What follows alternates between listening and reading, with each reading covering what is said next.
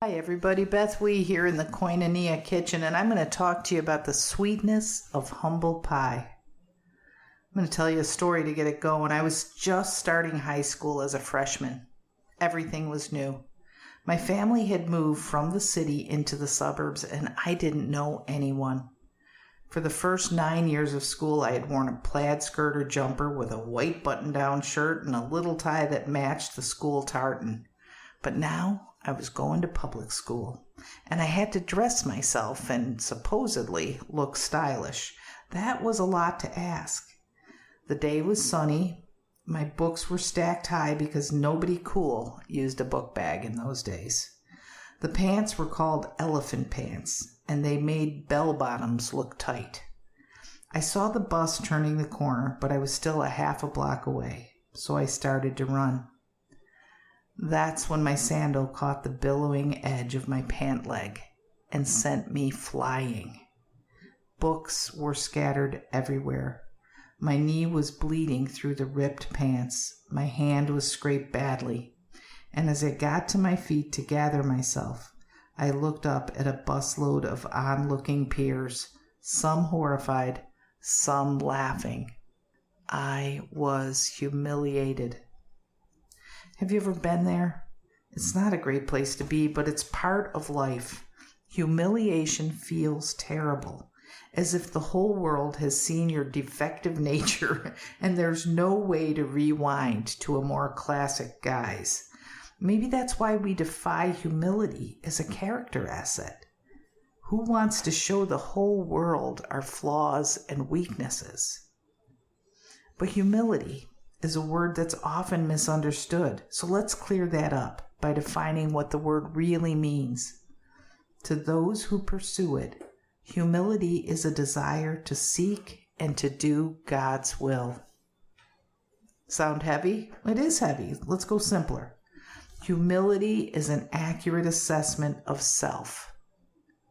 It's the ability to be exactly who we are, knowing that it's enough. You know, that's tough in our drive-through society where immediate gratification is the fondest desire of most of us. Humility takes a back seat. Nonetheless, it is the ticket if you're looking for a life where peace of mind reigns, a sense of belonging is unbroken, and the grace of God is palpable.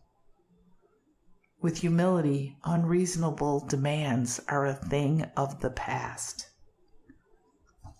With promises like those, who would balk? Usually fear will set us up, and we balk.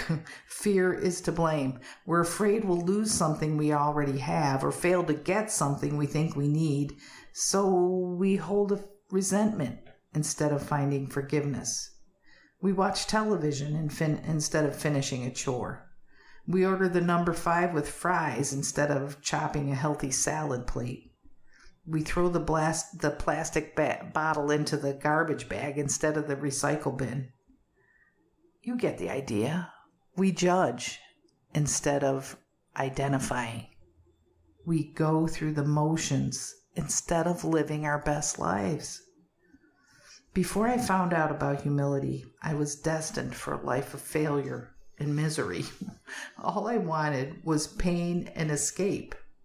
And then I thought, wait, I don't want it. I want to escape pain. Then I got the word. I considered what it meant. And I understood. I have to embrace my imperfect self and be grateful for the opportunity to be exactly who I was created to be. It's going to be different than other people.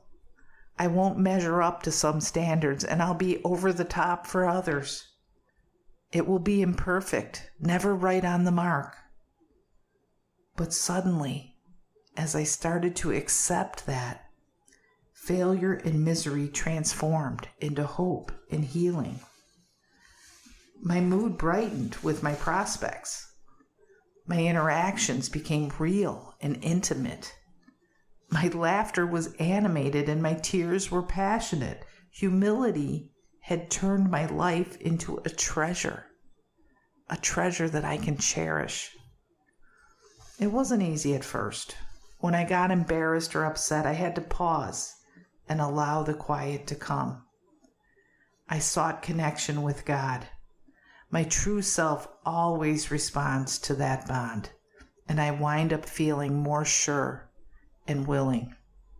When I make a mistake, I laugh with the onlookers. I accept help to bandage my wounds. I ask for healing because it always comes to those who seek. You see, in the end, humble pie is really very sweet. It removes all the falseness, all the fake, all the bad beliefs, all the nasty self-talk. Humble pie is wonderful. Won't you try a slice with me? It's time to take addiction out of the shadows and shine the encouraging light of recovery on everyone affected. Good Seed Podcast is powered by BethWE.com, a nonprofit ministry based in Vero Beach, Florida. We'll start the uncomfortable conversations that turn despair into hope and complacency into action. Connect, communicate, and thrive with us. Check us out online at BethWE.com. Thanks for tuning in. We'll talk again soon.